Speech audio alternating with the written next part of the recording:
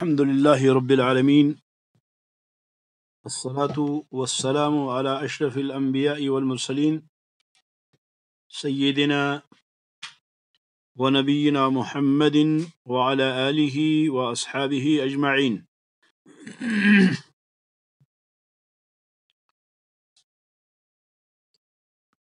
أما بعد، أعوذ بالله من الشيطان الرجيم. بسم الله الرحمن الرحيم. الحمد لله رب العالمين، الرحمن الرحيم، مالك يوم الدين، إياك نعبد وإياك نستعين، اهدنا الصراط المستقيم، صراط الذين أنعمت عليهم غير المغضوب عليهم ولا الضالين.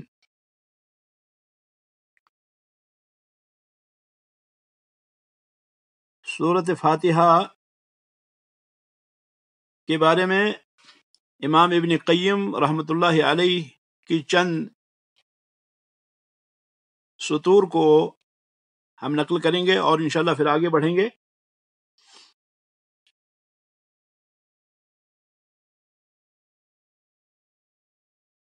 امام ابن قیم رحمۃ اللہ علیہ فرماتے ہیں: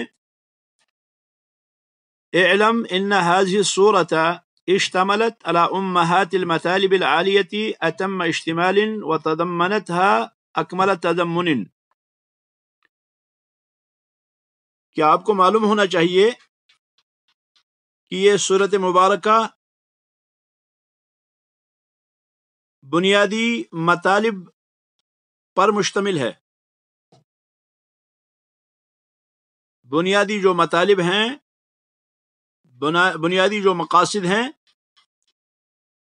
ان مقاصد پر یہ بدرجہ اتم مشتمل ہے.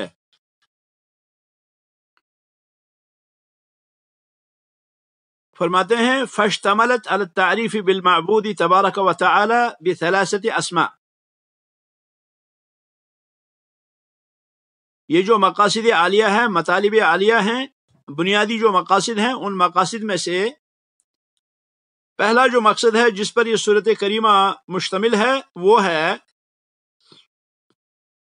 معبود تبارک و تعالی کی تعریف پر یہ سورت مشتمل ہے. یعنی اس سورۃ مبارکہ کے اندر معبود برحق تبارک و تعالی کی تعریف ہے. اللہ رب العالمین کا اس میں تعارف دیا گیا ہے بثلاثة اسماء، تین ایسے اسماء مبارکہ کے ذریعے جو اسماء کے مرجع ہیں، اسماء حسنہ کے مرجع ہیں اور صفات علیہ کے مرجع ہیں. یعنی اسماء حسنہ اور صفات علیہ جو ہیں اللہ وحدہ لا شریک کے، اللہ وحدہ لا شریک کے جو اسماء حسنہ ہیں اور صفات علیہ ہیں، ان سارے اسماء مبارکہ اور صفات مبارکہ کا مرجع جو ہے یہ تین نام ہیں. فرماتے ہیں وَمَدَارُهَا عَلَيْهَا، اسماء مبارکہ، اسماء حسنہ اور صفات علیہ، صفات مبارکہ اللہ رب العالمین کے جو ہیں، ان ساروں کا مدار اور بنیاد جو ہے وہ یہی انہی تین ناموں پہ ہے. یہ تین نام کیا ہیں؟ وَهِيَ اللَّهُ وَالرَّبُّ وَالرَّحْمَنُ. یہ تین نام جو ہیں یہ رب ہے، اللہ ہے، رب ہے اور رحمان ہے. گویا کہ یہ سورۃ مبارکہ الہیت، ربوبیت اور رحمت پر رکھی گئی ہے. گویا کہ اس سورۃ مبارکہ کی بنیاد جو ہے وہ الہیت، ربوبیت اور رحمت پر ہے. گویا کہ اس سورۃ مبارکہ کی جو بنیاد ہے وہ الہیت، ربوبیت اور رحمت پر ہے. فرماتے ہیں فَإِيَّاكَ نَعْبُدُ مَبْنِيٌّ عَلَى الْإِلَٰهِيَّةِ، کہ ایاک نعبد جو ہے ایاک نعبد یہ الہیت پر مشتمل ہے. ایاک نعبد ہم تیری ہی عبادت کرتے ہیں، تو یہ الہیت پر مشتمل ہے. اور ایاک نستعین ربوبیت پر مشتمل ہے. وَإِيَّاكَ نَسْتَعِينُ عَلَى الرُّبُوبِيَّةِ فرماتے ہیں کہ نستعین جو ہے یہ ربوبیت پر مشتمل ہے. اور اسی طرح سے وَطَلْبُ الْهِدَایَةِ إِلَى الصِّرَاطِ الْمُسْتَقِيمِ بِصِفَةِ الرَّحْمَةِ ہدایت کا طلب کرنا صراط مستقیم کی جانب، ہدایت مانگنا یہ صفت رحمت پر مشتمل ہے.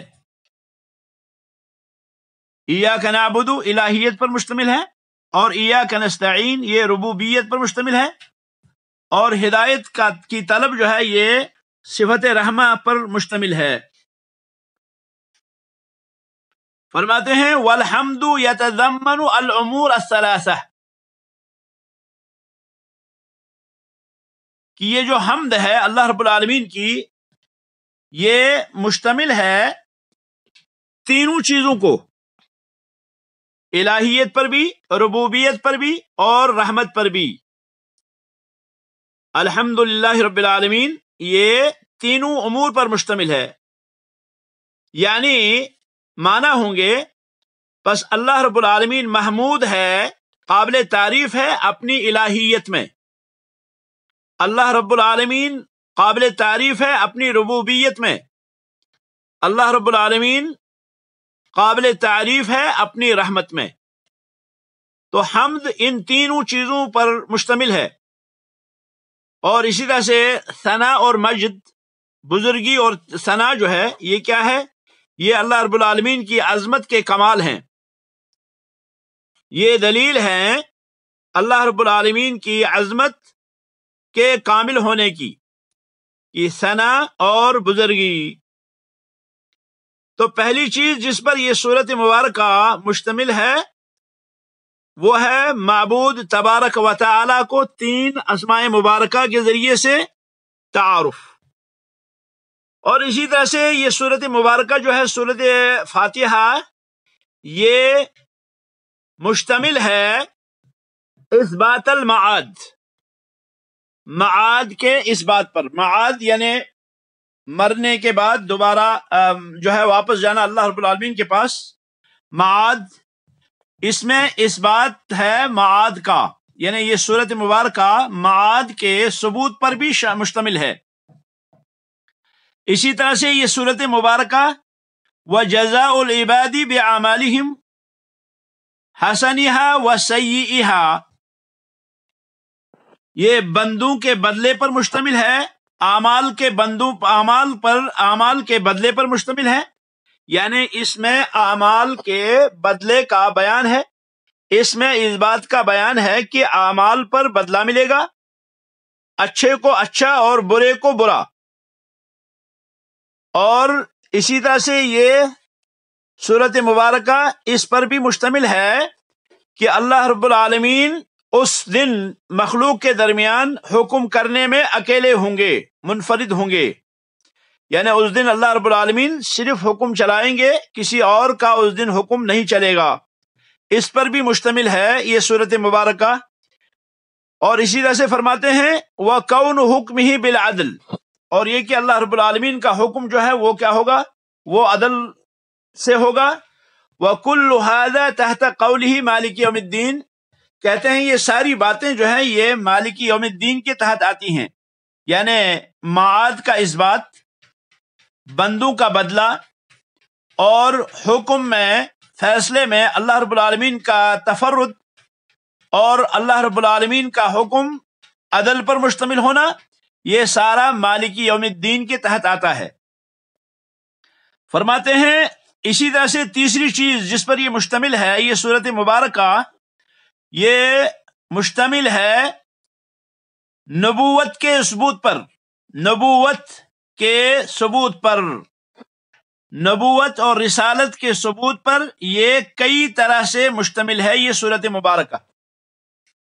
تو گویا کہ پہلا اللہ معبود کے تعریف، اور دوسرا جو ہے معاد کے تذکرے میں، اور تیسرا جو ہے نبوت کے ثبوت پر یہ کئی طریقوں سے مشتمل ہے۔ فرماتے ہیں یہ کئی طریقوں سے جو یہ نبوت کے ثبوت پہ مشتمل ہے یہ سورۃ مبارکہ سورہ فاتحہ۔ فرماتے ہیں پہلا جو ہے وہ یہ ہے کہ اللہ رب العالمین کا رب العالمین ہونا۔ رب العالمین کے معنی یعنی عالمین کا پالنے والا ہونا، عالمین کا رب ہونا، عالمین کا پالنہار ہونا، عالمین کا پروردگار ہونا، یہ جو ہے اس میں نبوت کا ثبوت ہے۔ اللہ رب العالمین کے عالمین کا رب ہونے میں نبوت کا ثبوت ہے، کیونکہ یہ ناممکن ہے کہ اللہ رب العالمین اپنے بندوں کو بیکار چھوڑے۔ اللہ رب العالمین ان کو بیکار چھوڑے اور انہیں ان کی زندگی میں اور ان کے معاد میں نفع اور نقصان سے آگاہ نہ کرے۔ رب العالمین کا تقاضا یہ ہے کہ اللہ رب العالمین جو پروردگار ہے پوری کائنات کا، کہ وہ اپنے بندوں کو بیکار چھوڑ دے، ان کی معاش میں، ان کی زندگی میں اور ان کی آخرت میں ان کو نقصان دینے والی چیز اور ان کو نفع دینے والی چیز سے انہیں آگاہ نہ کرے۔ اگر ایسا ہے تو یہ پھر ربوبیت کی تنقیص ہے، نعوذ باللہ۔ تو گویا کہ اللہ رب العالمین کا رب العالمین ہونا، اس کا تقاضا یہ ہے کہ اللہ رب العالمین کسی نبی کو بھیجے اور نبی کو بھیجنے کے بعد کائنات کو وہ چیز بیان کریں جو کائنات کے لیے مفید ہے، اور جو چیز کائنات کے لیے نقصان دہ ہے اس سے ان کو آگاہ کرے۔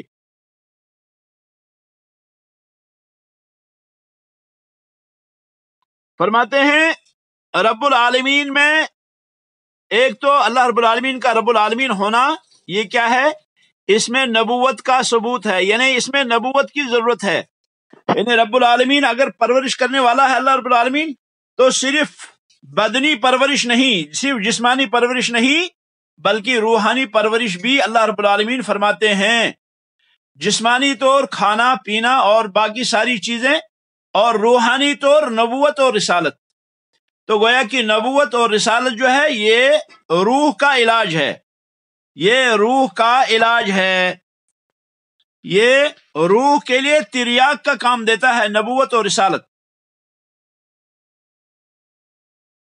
اسی طرح سے فرماتے ہیں دوسرا طریقہ جو ہے جس سے نبوت ثابت ہوتی ہے، وہ اللہ رب العالمین کے اسم مبارک اللہ سے، یعنی اللہ کا جو ہم نے نام لیا، تو اللہ کا نام لینے سے جس کے معنی معلوہ اور معبود ہے، معلوہ اور معبود جس کا معنی ہے یعنی جس کی عبادت کی جاتی ہے وہ اللہ، تو اس لفظ اللہ سے بھی نبوت کا ثبوت نکلتا ہے۔ کیسے؟ کہ بندوں کو اللہ رب العالمین کی معرفت کا راستہ جو معلوم ہوتا ہے وہ رسولوں کے ذریعے معلوم ہوتا ہے، وہ رسولوں کے ذریعے معلوم ہوتا ہے۔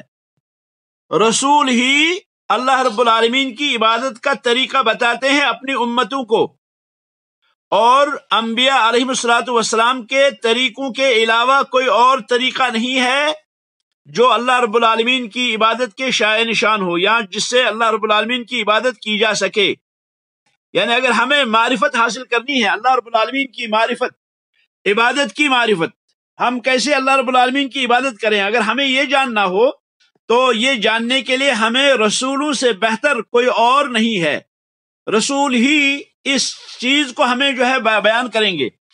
فرماتے ہیں اسی طرح سے تیسری جگہ یا تیسری وجہ جو ہے وہ ہے لفظ رحمان میں۔ اللہ رب العالمین نے رحمان کا جو لفظ استعمال فرمایا، تو اس میں بھی نبوت کا ثبوت ہے، اس میں بھی رسولوں کی رسالت کا ثبوت ہے، کیونکہ اللہ رب العالمین کی رحمت کا یہ تقاضا نہیں کہ بندے جو ہیں وہ بیکار رہیں. اللہ رب العالمین کی رحمت کا تقاضا یہ نہیں کہ بندے جو ہیں وہ تباہ ہو جائیں، وہ برباد ہو جائیں. اللہ رب العالمین کی رحمت کا تقاضا یہ نہیں ہے کہ اللہ رب العالمین ان سے یہ نہ بتائے کہ تمہارا کمال کس میں ہے، تمہاری بھلائی کس میں ہے، تمہاری خیر کس میں ہے. تو یہ خیر ہمیں کیسے معلوم ہوگا؟ یہ خیر ہمیں معلوم ہوگا، یہ بھلائی ہمیں معلوم ہوگی رسولوں کے طریقے سے. جب اللہ رب العالمین نے رسولوں کو بھیجا تو ہمیں پتہ چلا کہ اللہ رب العالمین نے کیسے رحمت نازل فرمائی. تو ہمیں پتہ چلا کہ اللہ رب العالمین کی رحمت کیا، اللہ رب العالمین جو ہے ہمارا معبود ہے. اللہ رب العالمین نے کتابیں نازل فرمائی، اللہ رب العالمین نے رسولوں کو بھیجا. تو یہ جو ہے یہ اہم ترین ہے، کس پر؟ یہ اللہ رب العالمین کی رحمت کو شامل ہے. یعنی اللہ رب العالمین کی رحمت کا تقاضا یہ ہے کہ اللہ رب العالمین انبیاء کو بھیجے. اللہ رب العالمین کے رحمت کا تقاضا یہ ہے کہ اللہ رب العالمین کتابیں نازل فرمائے. اور فرماتے ہیں کہ یہ جو چیز ہے رسولوں کا بھیجنا اور اسی طرح سے کتابوں کا نازل کرنا، اعظم من تضمنہ علم انزال الغیث و انبات الکلع و اخراج الحب. فرماتے ہیں یہ زیادہ بڑا ہے بارش کے نازل کرنے کے علم سے، اور اسی طرح سے گھاس کے اگنے کے علم سے، اور اسی طرح سے دانے وغیرہ نکالنے کے علم سے. یعنی بارش کا اترنا یہ اللہ کی رحمت کے آثار میں سے ہے. اسی طرح سے گھاس کا اگنا اللہ رب العالمین کی رحمت کے آثار میں سے ہے. اسی طرح سے پودے وغیرہ نکلنا زمین سے، یہ اللہ رب العالمین کی رحمت کے اثرات ہیں. لیکن ان اثرات سے بڑھ کر جو اثر ہے اللہ کی رحمت کا، وہ ہے اللہ رب العالمین کے رسولوں کا بھیجنا اور اللہ رب العالمین کا جو ہے کیا ہے کتابوں کو نازل کرنا. کیونکہ رسول جو ہیں وہ انسان کے دل کو، وہ انسان کے اندرون کو زندہ کرتے ہیں. انبیاء جو ہیں وہ رسولوں کے، وہ امتوں کی، وہ لوگوں کی اندرون کو ٹھیک کرتے ہیں، اور اللہ کی جو کتابیں ہیں وہ انسان کی زندگی کو، اندرونی زندگی کو بدل دیتے ہیں.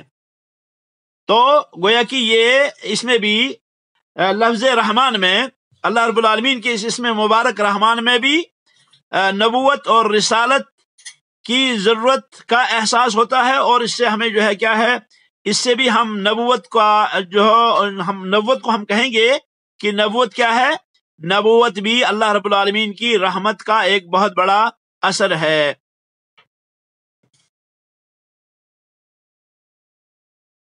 اسی طرح سے فرماتے ہیں کہ یوم الدین کا لفظ جو ہے، یوم الدین وہ دن ہے جس دن اللہ رب العالمین اپنے بندوں کو اپنے اعمال کا ثواب دیں گے، اجر دیں گے.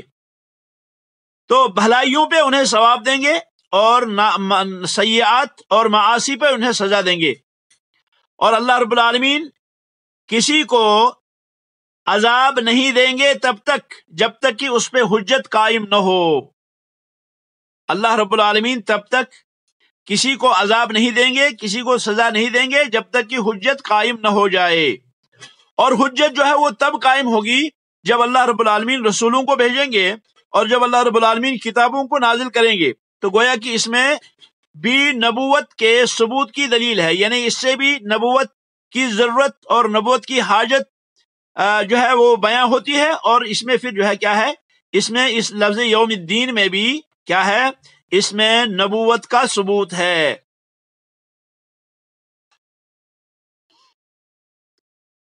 اللہ رب العالمین نے رسول نازل فرمائے. فرماتے ہیں ابن قیم رحمہ اللہ، اللہ رب العالمین نے رسول بھیجے اور کتابیں نازل فرمائی. اور رسولوں اور کتابوں کے بھیجنے کے بعد، نازل کرنے کے بعد، لوگ جو ہیں وہ ثواب اور عقاب کے، سزا اور ثواب کے مستحق ٹھہرے. رسولوں ہی کے ذریعے سے اور آسمانی کتابوں ہی کے ذریعے سے قیامت کے دن کا جو بازار ہے وہ گرم ہوا. یعنی قیامت کے دن کا جو بازار ہوگا وہ اسی وجہ سے ہوگا کہ اللہ نے تو رسولوں کو بھیج کر حجت بھی پوری کر دی تھی. اللہ رب العالمین نے تو کتابیں نازل فرما کر حجت بھی پوری کر دی تھی. اور جو اللہ رب العالمین نے وعدہ کیا تھا، فَإِمَّا يَأْتِيَنَّكُم مِّنِّي هُدًى، فمن تبع ہدایا فلا خوف علیہم ولا هم یحزنون، وہ وعدہ اللہ پورا کر دیں گے، کیونکہ قیامت کے دن قیامت کا جو بازار لگے گا وہ اسی بنیاد پہ لگے گا کہ رسول میں نے بھیجے تھے، میں نے کتابیں نازل کی تھی، رسول بھیجنے کے بعد کتاب نازل کرنے کے بعد بھی تم صراط مستقیم پہ نہیں چلے، اس کے بعد بھی تم جو ہے وہ میرے حقیقی بندے نہیں بنے، اس کے بعد بھی تم لوگوں نے عبادت ایسی نہیں کی، میری بندگی ایسی انجام نہیں دی جیسے کرنی چاہیے، اور اسی لیے جو ہے ابرار کو نعمتوں کی طرف ہانکا جائے گا، جبکہ فجار کو جو ہے جہنم کی طرف ہانکا جائے گا۔ ایسے فرماتے ہیں ابن قیم رحمہ اللہ کی پانچویں جگہ جو ہے پانچویں وجہ جس سے نبوت کا ثبوت ملتا ہے، جس سے رسالت کی ضرورت محسوس ہوتی ہے اور یہ پتہ چلتا ہے کہ نبوت اور رسالت کی کیا ضرورت ہے، فرماتے ہیں وہ ہے ایاک نعبد۔ ایاک نعبد، یہ لفظ ایاک نعبد یعنی ہم تیری ہی عبادت کرتے ہیں۔ فرماتے ہیں فإنما يعبد به تعالی لا يكون الا على ما يحبه ويرضاه، کہ اللہ رب العالمین کی جو عبادت ہوگی، اللہ رب العالمین کی عبادت ایسی ہوگی جیسے اللہ چاہے اور جیسے اللہ رب العالمین کو پسند ہو۔ اور اللہ کی عبادت کیا ہے؟ اللہ رب العالمین کی عبادت فرماتے ہیں ہی شکرہ و حبہ، وہ اللہ کا شکر ہے اور اللہ کی محبت ہے، وہ خشیتہ اور اللہ کی خشیت ہے، فطری ہے اور معقول ہے عقول سلیمہ کے لیے، یعنی کہتے ہیں کہ عقل سلیم جو ہے وہ جانتی ہے کہ یہ اللہ کی عبادت کیا ہے، اللہ کا شکر کرنا، اللہ سے محبت کرنا اور اللہ رب العالمین کی خشیت۔ فرماتے ہیں لیکن یعنی عبادت تو ہر کوئی جانتا ہے کہ عبادت وہ ہے کہ جو اللہ رب العالمین کی محبت کی بنیاد پہ ہو، جو اللہ رب العالمین کی رضا کی بنیاد پہ ہو، اور یہ کہ عبادت جو ہے یہ اللہ کا شکر ہے، اللہ کی محبت ہے، اللہ کی خشیت ہے۔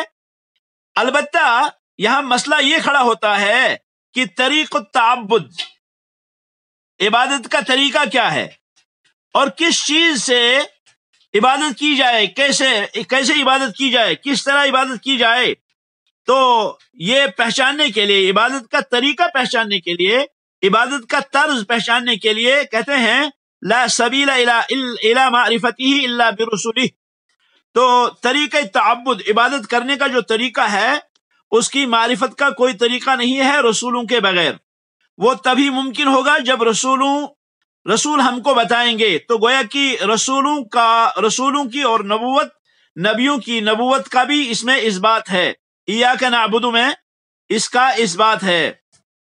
فرماتے ہیں وَفِي هَذَا بَيَانٌ أَنَّ إِرْسَالَ الرُّسُلِ أَمْرٌ مُسْتَقِرٌ فِي الْعُقُولِ، اس میں اس بات کا بیان ہے کہ رسولوں کا بھیجنا، رسولوں کا مبعوث کرنا یہ ایسا معاملہ ہے جو عقلوں کے اندر بسا ہوا ہے۔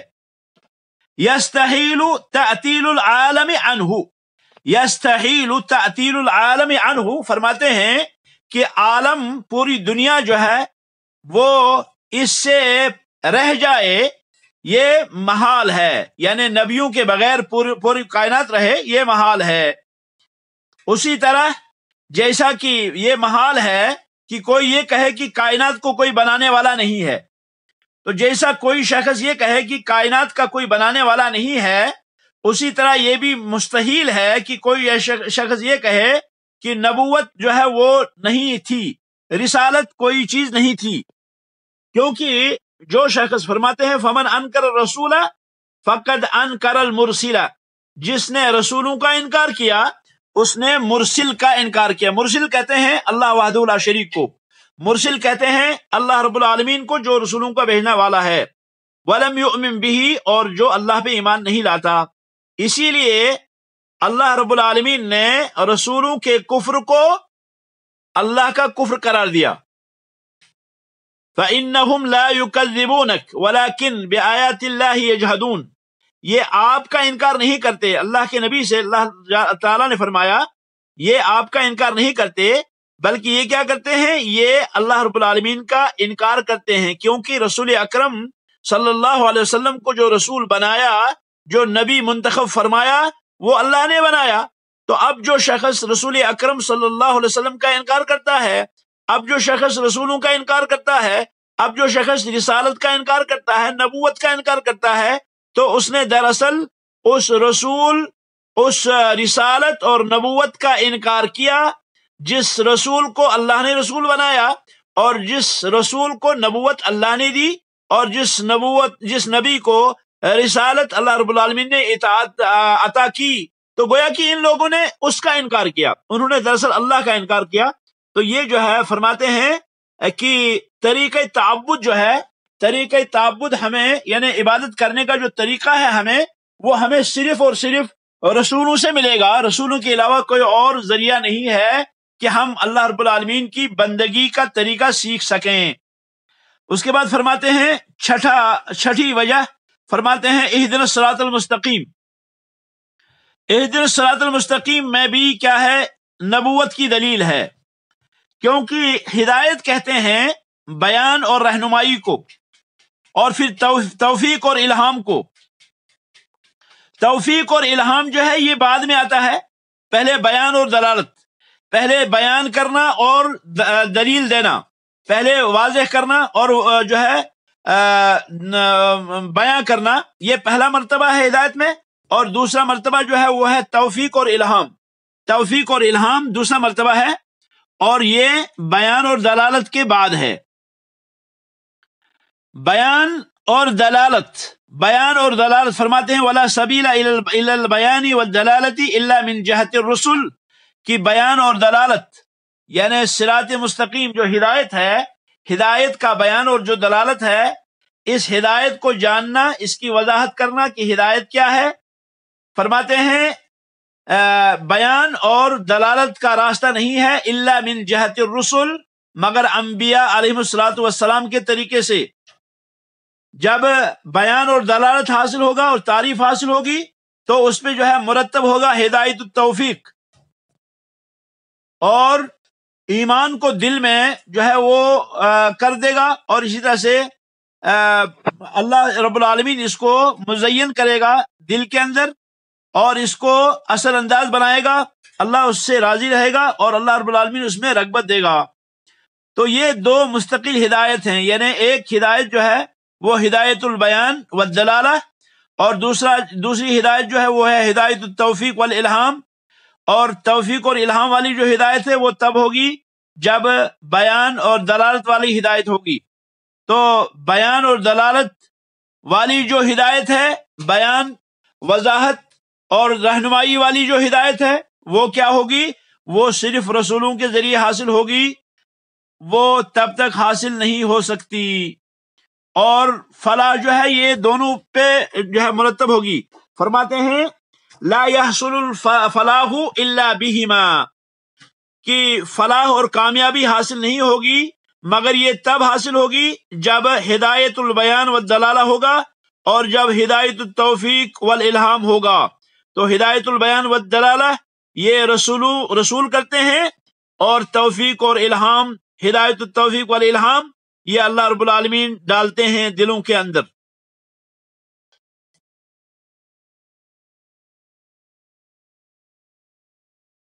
تو گویا کہ یہاں سے ہمیں پتہ چلتا ہے کہ بندے کو اس دعا کی کتنی ضرورت ہے، اہدنا الصراط المستقیم، اہدنا الصراط المستقیم، کہ ہمیں صراط مستقیم کی ہدایت دے، اس دعا کی بندے کو کتنی ضرورت ہے۔ بلکہ ہم یہ کہیں کہ یہ جو ہے فوق کل ضرورہ، یہ دعا، ہدایت کی دعا تمام ضرورتوں سے، تمام حاجیات سے بڑھ کر ہے۔ اور اس میں ابطال ہے، رد ہے ان لوگوں کا بھی جو یہ کہتے ہیں بھئی ہم تو ہدایت یافتہ ہیں، اب ہم ہدایت کیوں مانگے؟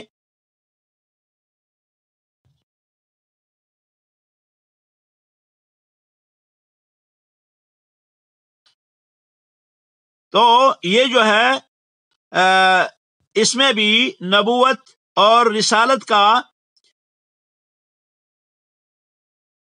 ثبوت ہے اس آیت کریمہ کے اندر بھی، یعنی اہدنا الصراط المستقیم۔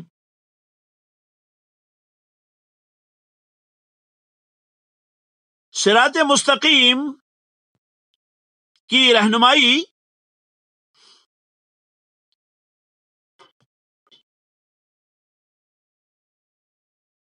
دنیا کے اندر صراط مستقیم کی رہنمائی دین کی طرف رہنمائی ہے. اس کا سوال کرتا ہے بندہ اللہ سے, اور آخری جو مرتبہ ہے ہدایت کا وہ ہے قیامت کے دن. دنیا میں بندہ اللہ رب العالمین سے ہدایت کا سوال کرتا ہے کہ مجھے صراط مستقیم کی رہنمائی فرما, اور آخرت میں قیامت کے دن رہنمائی کی ضرورت ہے, وہ ہے جنت کے راستے کی. گویا کہ دنیا میں بھی آدمی کو ضرورت ہے کہ وہ کیا کرے, وہ ہدایت مانگے اللہ سے, اور آخرت میں بھی بندہ اللہ رب العالمین کی ہدایت سے بے نیاز نہیں ہو سکتا. دنیا میں دین کا راستہ اور آخرت میں جنت کا راستہ. دین جو ہے, دین وہ راستہ ہے جو جنت تک پہنچاتا ہے. اب جس شخص کو ہدایت ہو اس دنیا میں صراط مستقیم کی, جس شخص کو اس دنیا میں صراط مستقیم کی اللہ رب العالمین ہدایت دیں گے, اس صراط مستقیم کی جس صراط مستقیم کو اللہ رب العالمین نے رسولوں کو دے کے بھیجا, اور جس صراط مستقیم کی توضیح کے لیے اللہ رب العالمین نے کتابیں نازل فرمائی, انشاءاللہ اسے قیامت کے دن صراط مستقیم کی رہنمائی کی جائے گی, جو کہ اسے جنت تک پہنچائے گی, اور جو اللہ رب العالمین کے ثواب کا گھر ہے. دنیا میں اللہ رب العالمین نے اگر کسی کو دین کی ہدایت دی تو آخرت میں امید ہے کہ اللہ رب العالمین اس کو جنت کی رہنمائی فرمائیں گے. کہتے ہیں ابن قیم رحمۃ اللہ علیہ, وعلى قدر ثبوت قدم العبد على هذا الصراط الذي نصبه الله لعباده في هذه الدار يكون ثبوت قدمه على الصراط المنصوب على متن جہنم. فرماتے ہیں کہ جتنا شخص اس صراط مستقیم پر ڈٹا رہا, جس صراط مستقیم کو اللہ رب العالمین نے دنیا کے اندر اپنے بندوں کے لیے متعین فرمایا, جتنا وہ اس راستے پہ ثابت قدم رہا, صراط مستقیم پہ رہا, اتنا ہی جہنم پر لگائے گئے اس پل, اس صراط پر اس کے قدم ثابت رہیں گے. پل صراط جو ہے, پل صراط پر گزرنا ہے جو جہنم کی پیٹھ پر لگایا گیا ہے, تو اس پل صراط پہ گزرنے میں اتنے ہی آدمی کے قدم ثابت ہوں گے, راسخ ہوں گے, جتنا دنیا کے اندر شخص صراط مستقیم پہ قائم اور دائم تھا. اور جتنا شخص دنیا کے اندر چلتا تھا صراط مستقیم پر, اسی طرح اس صراط پر, پل صراط پر اس کا چلنا قیامت کے دن ہوگا. وعلى قدر سیرہ على هذه الصراط يكون سیرہ على ذاك الصراط. ابن قیم فرماتے ہیں رحمت اللہ علیہ کہ جتنا تیز آدمی اس دنیا میں اس صراط پہ چلے گا, جو صراط اللہ رب العالمین نے پیغمبروں کے ذریعے جو ہے نازل فرمایا, پیغمبروں پہ نازل فرمائی, اور جس صراط کی توضیح کے لیے کتابیں نازل فرمائی, اتنا ہی قیامت کے دن پل صراط پہ آدمی جو ہے وہ کیا ہوگا, وہ اس راستے پہ چلے گا. فرماتے ہیں بہت سے لوگ ہوں گے جو بجلی کی طرح گزر جائیں گے, بہت سے لوگ جو ہیں وہ چشم, وہ جو ہے نظر کی طرح گزر جائیں گے. جیسے نظر کی تیزی ہے, نظر جتنی تیز چلتی ہے اتنا اور ان میں سے بعض وہ لوگ ہوں گے جو ہوا کی طرف ہوا کی طرح اس سے گزریں گے، اور بہت سے لوگ ایسے ہوں گے جو سوار ہو کر چلنے والے لوگوں کی طرح چلیں گے اس میں، اور بہت سے لوگ جو ہوں گے وہ اس پل صراط پہ دوڑیں گے، اور بہت سے لوگ ایسے ہوں گے جو عام چال چلیں گے، اور بہت سے لوگ ایسے ہوں گے جو اس میں گھسیٹتے ہوئے چلیں گے، اور بہت سے لوگ ایسے ہوں گے کہ جن کو زخم لگیں گے، اور بہت سے لوگ ایسے ہوں گے جو محفوظ رہیں گے، اور بہت سے لوگ ایسے ہوں گے جو اس میں نیچے گریں گے۔ تو فرماتے ہیں ابن قیم رحمۃ اللہ علیہ، فَلْيَنْظُرِ الْعَبْدَ سَيْرَهُ عَلَى ذَلِكَ الصِّرَاطِ، بندے کو چاہیے کہ وہ اس راستے پہ چلے جو راستہ اللہ تعالیٰ نے عطا کیا ہے، من سیرہ علی ھذا، اس پہ چلنے کے مقابل میں، یعنی جیسا آدمی اس راستے پہ تیزی سے گزرنا چاہتا ہے اتنا ہی تیز آدمی اللہ رب العالمین کے اس راستے پہ چلے۔ حذو القذہ بالقذہ جزاء وفاقا، اسی طرح جیسے جوتے کے تسمے ہوتے ہیں برابر سرابر، اسی طرح وہ صراط اور یہ صراط ہے۔ تو جو جتنا شخص اس صراط پہ مضبوط ہوگا وہ اتنا زیادہ اس صراط پہ پل صراط پہ گزرے گا، اور آدمی کو چاہیے کہ آدمی ان شبہات اور شہوات کو مد نظر رکھے۔ ابن قیم کہتے ہیں رحمت اللہ علیہ، فرماتے ہیں آدمی کو چاہیے کہ وہ شبہات اور شہوات کو مد نظر رکھے جو صراط مستقیم پہ چلنے میں عائق بنتی ہیں، جو صراط مستقیم پہ چلنے میں اس کے لیے رکاوٹ بنتی ہیں۔ فرمایا فَإِنَّهَا الْكَلَالِيب، فرماتے ہیں بے شک یہ شبہات اور شہوات کیا ہیں؟ یہ وہ کانٹے ہیں جو پل صراط کے دائیں اور بائیں ہوں گے اور جو بندے کو اچک لیں گے اور گزرنے سے رکاوٹ بنیں گے۔ فَإِن كَثُرَتْ هُنَا وَقَوِيَتْ فَكَذَلِكَ هِيَ هِنَاكَ، بس اگر وہ زیادہ ہوں گی تو اسی طرح سے وہ یہاں ہوں گی۔ اگر دنیا کے اندر صراط مستقیم پر شبہات اور شہوات سے آدمی بچا تو وہ پل صراط پر موجود ان کانٹوں سے بچے گا، اور اگر شخص دنیا میں شبہات اور شہوات سے نہیں بچا تو وہ پل صراط پہ ان کانٹوں سے نہیں بچے گا۔ وَمَا رَبُّكَ بِظَلَّامٍ لِّلْعَبِيدِ، اللہ رب العالمین اپنے بندوں پہ ظلم کرنے والا نہیں ہے۔ تو ہدایت کا جو سوال ہے یہ ہر بھلائی کے حصول کے لیے ہے اور ہر شر سے سلامتی کے لیے ہے۔ اسی طرح سے پھر شیخ رحم اللہ اس کے بعد 7ویں وجہ بیان کرتے ہیں، لیکن یہ طویل ہے اسی لیے اسی پہ اکتفا کرتے ہیں، اور انہی 7 طریقوں سے نبوت کے ثبوت کو ہم آج بیان کرتے ہیں۔ اللہ سے توفیق کی دعا ہے۔ ھذا وصلی اللہ وسلم علی خیر خلق محمد وعلی آلہ واصحابہ اجمعین۔